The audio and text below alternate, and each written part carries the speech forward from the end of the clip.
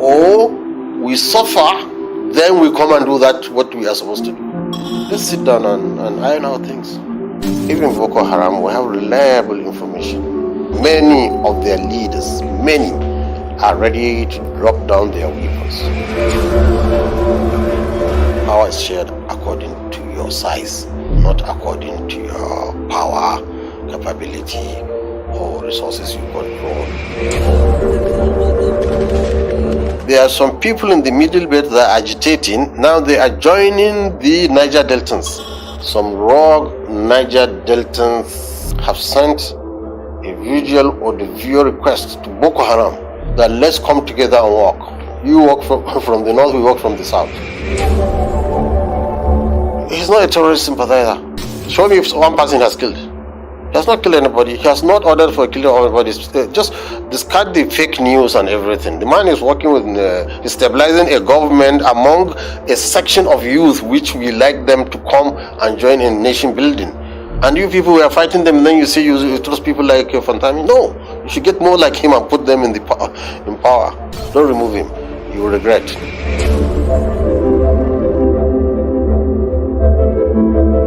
Kaduna has been in the news lately for the very wrong reasons. We've had situations from killings of 3 university students. We've seen the situation in a Christian church in Kaduna. We've equally heard about the kidnapping of nurses in a hospital in Kaduna. We know your stance about amnesty to bandits. With this situation, do you think it is still, do you still justify amnesty for bandits? Okay, see, now we should not be talking about amnesty in isolation of the general picture of the problem. Because when there is such a barbaric killing of innocent people who don't know from where and to where we are going, they didn't do anything wrong to anybody, become victims of poor reading of the situation. They are 100% victims of everybody's negligence. So when you say amnesty, it sounds very obnoxious to be talking about amnesty to people who are committing such heinous crimes. These are crimes against humanity. No words can describe the abomination of killing an innocent person. So, what I'm trying to say, in the past, we have a neglect of previous administrations who have been very, sorry to use the word, very irresponsible. You can't govern a nation whereby you have a large chunk of the society is left absolutely ignorant. You are modernizing, you are building high road and double lane roads, bridges, flyovers, skyscrapers even sometimes. But you forget within yourself a big portion of the society that is stark illiterate. Definitely a time will come when they become a security threat. Probably a threat that you cannot contain except if you take drastic measures. Drastic measures is one of two. Either this society that is left illiterate commits the kind of crimes we saw yesterday, 2 days ago, by killing innocent people, or the government does the same thing by killing innocent people too. Because when you want to fight criminals among stark illiterates, you'll be committing exactly the same thing. We have been here in Abuja to discuss this issue. one of the main important factors of this militant or bandit herdsmen, one of their main grievances, the world needs to hear, is that when we kill one or two, three or four, the whole world will hear. Everybody here. But when they kill 100 of us, nobody hears. That we have to address that. When they kill 100 of us, nobody hears. But when we kill one or two or three, the whole world come on us. So it means there's a mutual killing of each other's, but nobody hears their own side. And there's profiling. When they kill, every Fulani is a killer. When they are killed, those who kill them, not all are killers. I said this since when I started venturing into them. I said, look, these people have grievances. They said, we want to stop this. We want to stop. But the point is, when we stop, they follow us up, arrest us, and summarily kill us. But it doesn't wait. It doesn't look like they've stopped. Wait. Okay. It doesn't look like it stops us from afar. When you look at the skin, it's smooth. When you put the microscope, it's very rugged. So it depends on when you are looking at it. With the microscope, the skin is ridges, rugged, and rivers and valleys. But from the far, it's smooth. From far, somebody looking at it, searching, it's terribly bad. They have not stopped. No. All those we met, all of them, have stopped being involved in this kidnapping. So the ones doing it now are the rogue ones who we did not sit down with. Because in the process of sitting down with them, our process is arrested. It's stopped. By who? By the authority which is not interested in it. And when we are meeting those that have stopped, what they want is, let's remove the word amnesty. What they want is, they want to feel scared. They don't want to be pursued by legal actions. They want to stop. And we felt it's better we stop the killings than to say no, we must pursue and continue the killings. Because if it doesn't stop, it's a war. If it doesn't stop, more and more innocent people will die, more and more on both sides. But when we say, okay, stop it.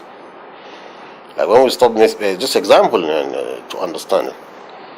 Although there are differences and similarities. When we stop the civil war, there were atrocities committed by both sides. But if we say, after the war is stopped, then we have to pursue all those who committed war crimes, Nigeria up to today will have been fighting. But say, okay, let's forgive, no victor, no vanquish. Let's start afresh, forget crimes, and leave this to God. Because there is another judgment, not only this one. You see, we are relatively better off. It's the same thing with these mandates. Let's put a new page altogether. Then the killings, the most important thing is that the killings must stop. How do you stop it? You blow a whistle, it's okay, from now on. Everybody puts down his arms. Everybody has security and feeling of amnesty and forgiving. Then we hope from that we can build another society, but then we must start doing what we didn't do that before. That we should never leave a big chunk of the society in such a state of animalism. How do you differentiate an animal from a human being? Is by education. Any human being without education is an animal. So the government should bring resources, educate them, rehabilitate them, and do whatever you do. But you see, we need to stop the killing first. And that's why we are talking about amnesty in quotes. So while you were speaking, you talked about a rogue set who continue these kidnappings are the ones who you were not able to speak to because the authorities are not supporting it. And we know the stance of the Kaduna State government about amnesty for bandits. So do you think that these cases of kidnappings that have continued is directly or indirectly to send a message to Kaduna State government. Do you feel so? They are fighting the Kaduna government directly, not indirectly, directly. As I've said, we have almost covered 80% of the bandits. Remain 20. It's 20% that is doing all these atrocities. In Zamfara too, what you see recently on the killings, in the area of Magami, they killed more than 70 villagers and displaced many. But a week before they were killed, they had 27 of their herdsmen that were killed in a market. They were surrounded by vigilante. When they killed the vigilantes a week before, I myself in my preaching, I said, trouble is coming, except if the government will start doing some kind of justice to them. Otherwise, they will definitely gather for a revenge, definitely. Because, as I said, people without education, people without unified leadership. In fact, this small groups we have of people who have common problem and they are still divided is another sign that they are not civilized. Because civilized people will say, okay, let's come together, unite and form one front. But if they are not civilized, everybody, like dogs when they see a meat, do they organize themselves to kill it? No. The dogs will go, everybody trying to get his own. This is what we have in the bush. Whose fault? Mine, yours, the government, everybody. But why I put the blame now squarely on the present administration is that, yes, it inherited this problem.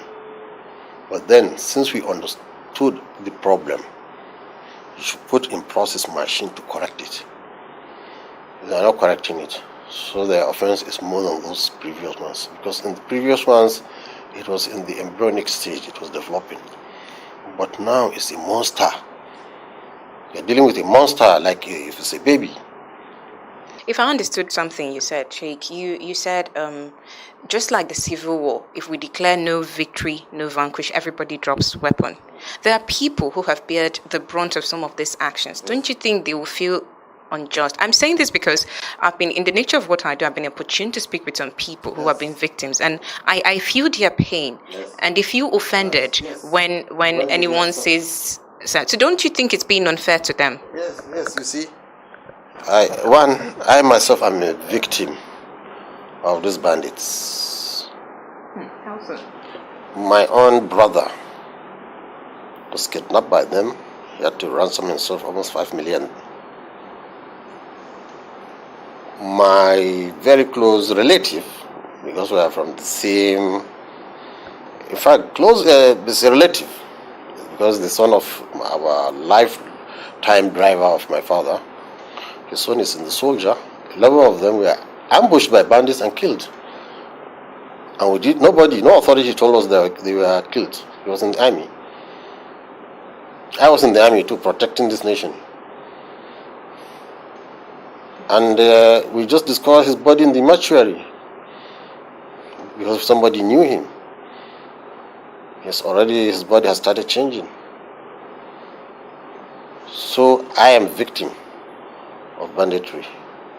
But then, do I seek for revenge when more and more soldiers will die? Or do I forgive so that more souls will be saved? That is the question. That is the question. Because I said there is a neglect for a very long time. Every government, every administration has its own fault. But this one, since we have recognized, we have a monster, and this monster cannot be brought to the book, except more and more people die. So I think logically it's better to stop the more killings and have peace. Just for instance, now IPOB, what it's doing in the southeast. Just an example, they just killed recently custom officers, a soldier and a policeman. They just killed them. One of the customers, we knew him. Yet it's an atrocity, it's terrorism, it's everything you call it, you can link it to the herdsmen, just anything like that. But if the IPOB leader now will tell me, Gumi, come, I want to negotiate with the government and stop these atrocities, I'll tell him, no, you have committed crimes, no. Because if I say no, I want to negotiate with him, more and more people will die. On both sides. This is the logic. Let's stop the carnage. Let's stop the killings. Then we sit down and iron out things. It's unfortunate in every conflict, some people must go. In every conflict. In the civil war, more than 2 million people, even on the Biafran side, I read, died. On the army side, we have soldiers. I was in those army. Many army prisoners have their eyes plugged and all these kind of atrocities from the Biafran soldiers. They don't take prisoners. But they mutilate and punish army prisoners. And that's crime too. But yet, we have to stop the war and declare no victory, no vanquish, so that things stops. War is very dirty. See at the Americans when they went to Iraq. Look at what they did. They killed so many innocent people. Even the American soldiers were coming and crying and confessing that, look, this is the crime we did. War is very dirty. So there is a war. What I'm after now, stop the war. Is it very possible to stop it? Oh, as I'm talking to you now, there are some few people, if they decide, yes, listen to this man, maybe in 1 month, I promise you the war will stop completely. That's why I'm here. Okay. It's possible. It's not just some few people. Some few people, if they will say, okay, let's listen to what this man is saying. We know that the IPOB agitation is different. We equally know that the agitation of bandits per se is equally different. What is the guarantee that if we decide, or the government decides to go the route you're advising, what is the guarantee that insecurity, which is Nigeria's biggest problem at the moment, will be curbed? What is the guarantee? Knowing that we have rogues in both sets, both the IPOB, both bandits per se, we all have rogue sets that have... What you don't know even... Among the soldiers, there are rogues, soldiers that are supplying them with weapons. The soldiers... The bandits, yes, in Zamfara recently, the governor was out there saying it. You see, because how many people entered the soldiers with nationalistic, zeal to protect this nation? So many of our soldiers are there just to make salary. Because they will tell you, I paid $2,000, $3,000 naira to get into the army. So it's just there for his pocket. Honestly speaking, this I'm telling you. So look at the whole picture. So wherever we can douse the situation, it's right time. Then we start to take a recourse to real national rebuilding on both sides. There is no guarantee that even if everybody drops weapons and they hear agitations of both bandits and IPOB, where does this leave Boko Haram? Oh, Boko Haram is the same issue too. Boko Haram is a mismanagement of a crisis. Boko Haram came, it's our armed forces that started it. Yes, they killed their leaders. So they started to take arms. And they got support from outside. So even Boko Haram, we have reliable information. Reliable. Many of their leaders, are ready to drop down their weapons. We have reliable information. So they said, let's start with one of them. One of the leaders, let him start. So he gave out his weapons. He was sanctified by a lot of authorities, the security authorities. Well, in the end, he was taken by one of the outfits and has disappeared. So The others said, okay, there's no outlet, so let's continue. This is happening in Nigeria because there's no coordination even between our security outfits. The government is somewhere, the people are somewhere, the bandits, the terrorists. And what we are afraid, let me say it frankly, when you put people to the corner, they grab anything. You see, we have a proverb that says the drowning man will hold on to a sword. You know, the sword will cut you. But if he's drowning, he has no option but to hold to the sword. We don't want these people fighting the states to coalesce. I have seen some rogue Niger Deltans, some few, because there's generally security now there, have sent a visual or the video request to Boko Haram that let's come together and work. You work from the north, we work from the south. You can confirm this. Well, the person who showed me in confidence will say, please don't talk, I don't speak, but I have to say those people understand. And the Fulanis we met in the bush, confiding us that after going to the bush, some of these terrorist groups too approached them that, look, those scholars coming into you are the pro-democratic infidels, that they should not listen to us. But the commander told them, look, we have percussed them and see that they are more learned people than you people, because they are telling us not to kidnap, not to steal, not to stop drugs, and you people, we are taking drugs, we are kidnapping with you, we are stealing with you, so you cannot tell us they are not Islamic. Look at it. But you see, if the pressure will go on, like now, the killing of the unfortunate incident, which my heart is bleeding. Honestly, when I see a young girl like you, she doesn't know what she did. Just studying in her room, they took her. The next day, she's dead. They killed her. Were they doing that before? No. But it came after weeks of a governor saying our planes, our air force is destabilizing and killing them. And when they was saying that, from the bush they've been calling us, look, our women are targeted. Pregnant women are dying. Children are dying.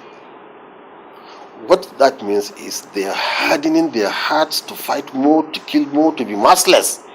And they thought they are winning a war. Let me tell you, these bandits, they know the terrain. When they see your aeroplane, they hide in rocks. They have trenches. So I'm telling you, they can travel from Katsina through Zamfara, through Kaduna, to Sambisa. A stretched link of forest, so you cannot secure the forest. So when you are bombing them, you are just bombing a segment. So after this bombardment, now we have seen a change in their psychology. They are becoming more ruthless. Why? They are pressurized. Before, when they take their victim, they have victims that are more than 2-3 months negotiating. But now, because they are pressurized, their victims are going faster.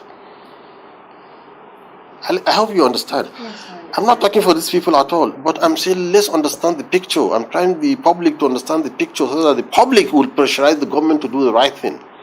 There's a channel now. There's a channel open. Let's capitalize on that channel to stop the mayhem, to stop the killings. Okay. So when you were speaking, you made very serious revelations. Niger Delta militants and Boko Haram are likely. The Niger Deltans are trying to get linked with the Boko Haram. Okay. The militants. Okay. The militants. No, because it's not the big militants. In fact, in the video we saw, they said the man speaking, because he was speaking in Hausa, they said he's not a Hausa man and he's not a Niger Deltan because they don't speak Hausa. So it's a middle belt dialect of the Hausa, and I had it. You know, they have a middle belt. When a middle belt Nigerian is speaking Hausa, you can understand from his dialect. So that shows too, there are some people in the middle belt that are agitating. Now they are joining the Niger Deltans, because that's where the weapon is, and that's where the resistance is. It's surprising because we know that their both agitations are very different. Yes, but because when you are pushed to the wall, you just say, okay, my enemy's enemy is my friend, even though we have different reasons for being enemies. How do you see this ending? How do you see the insurgency in Nigeria ending? Ending if, like I'm doing with the Fulani herdsmen, we get another Igbo man, a clergy, or the clergy, talking to IPOB, trying to convince them to drop the weapon. There is no future in that way. Get good leaders in Yoruba leaders talking to the Yoruba agitators. There is no future in doing that. Niger Deltans getting them, the Borno people getting the elders, respected people, talking to the Boko Haram people. Look, stop this. There is no future. They listen to their own kind. I can't go to IPOB and speak to them to stop. No, I'm already an enemy. But somebody of them who they think they are fighting for interest, they are the ones that will make them understand with cool brain, not in a hot mood. Just like I'm talking to the Fulanis now. When we talk to them, we show them, look, there is no future on this. They listen. So if Nigeria can do that, we all come together, everybody to take care of his locality, we can come back and start to build a nation. It's going to be very difficult. Yes, per se, because I want to say something. No, but let me finish. Okay. We're coming back to this because after the death, the carnage, the destruction, this thing must happen. We must come back to the table because why? What I see, Nigeria can never displace the Fulanis. Yesterday when we were meeting, one Fulani man was speaking Yoruba fluently, even more than the Yorubas. There's a Fulani man speaking Igbo. What I mean, the Fulanis are everywhere. You cannot kill them all. The Igbos from Kaduna were there. They are all traders everywhere. Every small village you met, there are Igbos there. You cannot just finish Igbos. Impossible. And this Kano, or whatever it is, he cannot bring and collect all the Igbos back to a small square meter of the southeast. Impossible. There must be Igbos in Lagos. The Yorubas too are widespread. Even you see the I don't know, the lady who Governor Zulum gave money when he saw her by 7:30 in the morning, a teacher, so diligent, so patriotic. He just made an impromptu visit to a school and he saw an Igbo teacher. Automatically, he promoted her. You cannot collect all the Igbos back, all the Yorubas back. We are destined to stay together. So we must accommodate each other. So we must realize that, look, all these ethnic tags cannot work in Nigeria anymore. Not even religious. Niger Deltas, they are Muslims. Igbos, they are Muslims. Fulani, I'm talking about, they are Christian Fulanis. And they are Christian Hausas. So the religious tag cannot work. Regional tag cannot work. Ethnic tag cannot work. They are all retrogressive ideas. We must come and adjust and sit down as Nigerians. So in the long run, what I'm saying now, it can come, it must come, but after, I don't want it to be after a carnage. After all the useless agitators have died, or they seen there's no future, or they commit suicide like Hitler. Hitler was fighting on racial grounds. And in the end, he has to kill himself. It's one of two things. Okay. Whether we sit down and iron things out peacefully, or we suffer, then we come and do that what we are supposed to do. So I don't want us to suffer, because that's a shortcut way. Let's sit down and iron out things. I'll shed a little bit of light on Oduduwa Republic and IPOB. I know that they are advocating for a breakaway of Nigeria because they feel some level of marginalization. So if their grievances are addressed, are you saying, I don't know if you can speak for the government, do you think they are going to address their grievances of feeling marginalized? No, you see, their grievances usually is more of sharing of power. And it's easy. The democratic system is fair to all. Power is shared according to your size, not according to your power, capability, or resources you control. Democracy shares power equitably. What we need to do is to strengthen democratic forces, the democratic system, because this is the only thing that can stabilize the country. But you see, when you want to use maybe an economic power or literacy power to get political power and leadership, that is when the problem starts. Because so that's when the problem starts. When you say, okay, I'll use my oil, I must rule. I'll use my literacy, I'll use my press, this is the indications. Because when power was, for instance, just recently when Jonathan was there in the power, and they saw that he was stable on the power. When initially he got it, they say he's a stooge of the North. When he saw that he had power absolutely doing what he was supposed to do, the agitation died down and mellowed down. The Yorubas, when Obasanjo came, immediately they said he's a stooge of the North. They put him there. They objected him when he saw he was playing it cool and they are getting advantage. The agitations just mellowed down. Just to digress a bit about a situation that shook the country a bit. I'm talking about the Isa Pantami situation, the embattled Minister of Communications and Digital Economy. There are accusations of intent to Islamize Nigeria. What do you have to say about this? This is a fear which is unfounded. Saudi Arabia has all the money it has, but it cannot Islamicize the world. The Prophet of Islam, Muhammad, peace be upon him, cannot Islamicize the whole world. Impossible. Jesus Christ came, he cannot Christianize the whole world. Nobody can take humanity and said he must convert them to his own understanding or message. Nobody can do that. That is one. Nobody can Christianize Nigeria. Nobody can Islamize Nigeria. People have free will to do what they want. As for the minister, as I've said, all his actions, 100% shows that he's not a terrorist. Many Nigerians. Well, let me tell you. Okay. So those who are terrorists are after his life, because they said, even if you cry in his clip, if you cry blood, and yet you are working with the government, you are tagut, you are an infidel. Just the mere fact that he's working with Nigeria, accepting Nigeria as an entity, that automatically makes him an infidel. So he's not a terrorist completely by his actions. But if Nigerians prefer hypocritic talk, not actions, because he can, by his words, be pro-democracy, by his words be whatever it is, by words. Then by action, aiding the terrorists, as we have so many doing that.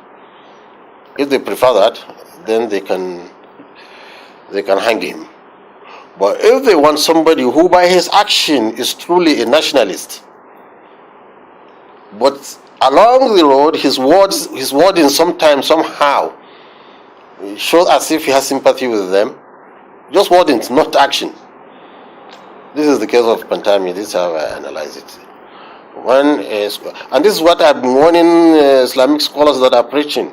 A young man of 27, 30s, before going through and groomed in Islamic jurisprudence and knowledge, start making fatwa and talking to people, he would definitely make mistakes.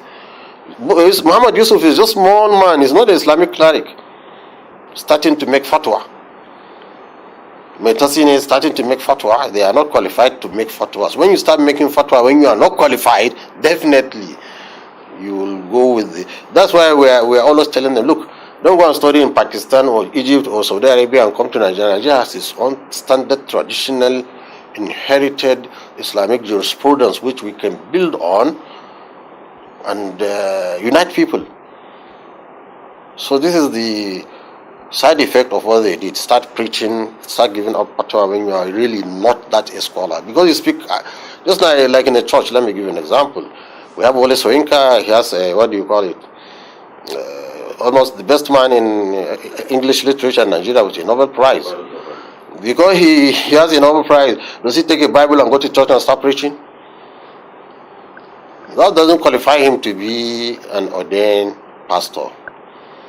Because religious texts are not literal texts. You understand? So because you speak Arabic or you memorize the Quran does not make you a scholar. The Quran is saying a small group of people should go and become jurists. Jurists. These people are making all noise. They are not jurists in Islamic law. They cannot bring out law, Islamic law. They cannot talk for Islam.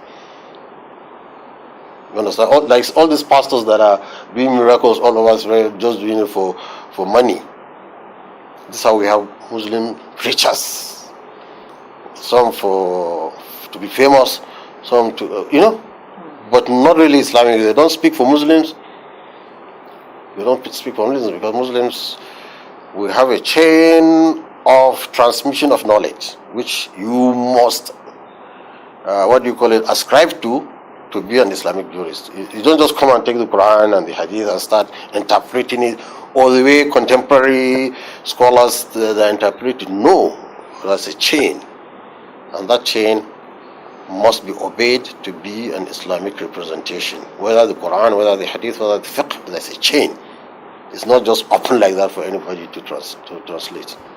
So do you think the minister should resign or should he be sacked? What are your thoughts? My thought is that the minister should continue because his presence there is fighting the terrorist ideology. That the government, a Muslim, should participate in the current government. Not what I mean current, not the Buhari's government. I mean a Muslim. As a Muslim, you can be in a national government, so that you bring your quota in bringing stability, in bringing progress to the nation. It's a very good example. And you can be a cleric and still work in government, like we have Vice President Osunbanjo is a cleric and he's doing well in the government. So it doesn't stop a Muslim cleric also to work with government. And this itself, the fact that he's a minister in a government which is secular in quotation marks, that act is fighting terrorism. Because you can imagine how many children are now listening to him. And they see him in government, they're all aspiring to work with the government. So if you remove him now, all these children will say, okay, yes, government is taghut. The government is 666 is the beast, is the devil.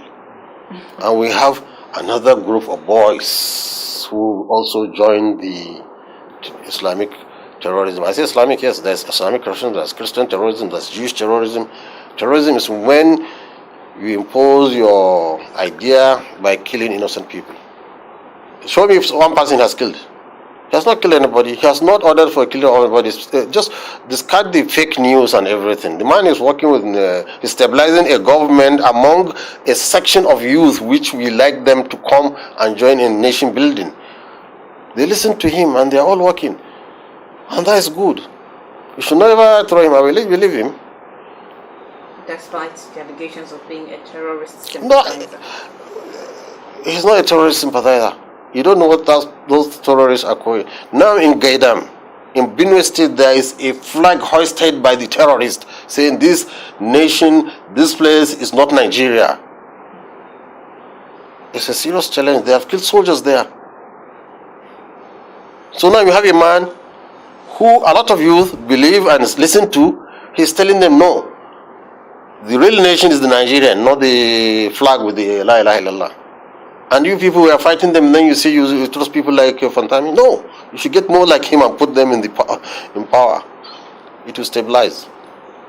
Get somebody like him in Maiduguri.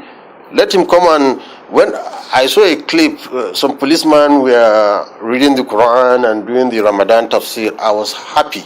I was the most happy person because they are showing youth you can be a policeman and be a Muslim. Myself, as you see, I'm a medical doctor. Has been in the army. Why I'm in the army? My father is a cleric. They came to him and they said, "Look, you are encouraging people to join the army. You should match your words with action. Put your children in the army." So they put us in the army. We did all the diligent things we passed. We're in the army to show northern youth, look, you can be a Muslim and still be a Nigerian. Because now if you say no, you must be a Muslim only. Saudi is a Saudi and a Muslim. An Egyptian is an Egyptian and a Muslim. A Pakistani is a Pakistani and Muslim. So Nigerians too, we can do. This is a general consensus by all scholars in the world. Yes, you can join because Allah said, we have created you, all men have created you, male and female. We have created you of races and different tribes. This shu'ub means there are nations. God has created nations. So you can be in that nation which God created you, like Nigerian. I'm created Nigerian. I'm not a Chadian. And yet be a Muslim. So this is the ideology we're fighting. And Pantami is exactly by words and action fighting that ideology, and it's very good. Don't remove him. You will regret. I've been on social media a whole lot, and I know the comments that follow him. They're not very good. I will tell you some of them. When he passed fatwa many years ago, there were reports that a 400 level student of the Tafawa Balewa University was stoned to death based on his teachings. There were also reports that he expressed happiness when infidels are massacred. There are equally reports that he feels Osama bin Laden is a better Muslim than him. So these are some of the reasons why Nigerians think he should be. Okay. Go and meet Mr. Osunbanjo. Go and meet Mr. Osunbanjo and ask him, please, when you heard that the Americans have killed and dumped bin Laden's corpse in the ocean, was he happy or sad? If he said he's sad, it means he's sympathetic with Al-Qaeda. If he says he's happy, the Muslim will say, oh, Osunbanjo is a fanatic Christian. So there are some situations which are political, not actually religious, when you cannot catch somebody for expressing his idea. Obama, who became the president of America itself, was opposing Iraq war. In fact, if you read his dreams or whatever he said, when he was consulting his political advisors, they said, your name is Hosseini Mubarak, Muslim, and now you are opposing war against Muslim. This can be a hindrance to you. But because his heart is clean, he's showing sympathy for whoever it is, whether Muslim or not. He scaled through and he was elected. Look, human beings have brain, they want to see reason. Explain to them, they want to see reason. So all those rubbish, they should not bring it now. As he said, he was immature, and it was immaturity, I said. His truth is what he was immaturity. But now, his maturity is seen and changing. Some of our scholars did that. Shafi'i did that. Made fatwas, then when he became mature, he changed. The only scholar that was stick is Malik, because Malik said, look, I'm into this world, I'm not going to I'm just going to follow the precedents, those who are before me. So that's why we are saying, look, stop on Malikiya. In fact, if I have power, I will stop anybody preaching anything, not this, the madhab of Malikiya here in the air, because it stabilizes everybody. It doesn't give you that room for ijtihad, that room to see things the way you think as a youth. You see? So they should leave the man, let him continue. It's a weapon for us against the terrorists. And I don't think any two people in the world doubt there is terrorism. Nobody doubted it. Our Islamic literature told us there will be terrorists, young men terrorists. Saudi Arabia is fighting them, Egypt is fighting them, Pakistan is fighting them, Afghanistan is fighting them, we are fighting them. One of the greatest weapons to fight terrorists is to have scholars supporting the state. Sheikh bin Baz was supporting Saudi Arabia, Sheikh Tantawi is supporting American and Egyptian. All the scholars are supporting the states. So we need also scholars in Nigeria to support a state. And there's no better way to support a state than to be an official of the state. So we're happy about that. The final words for me is the government to listen. Just the government to listen.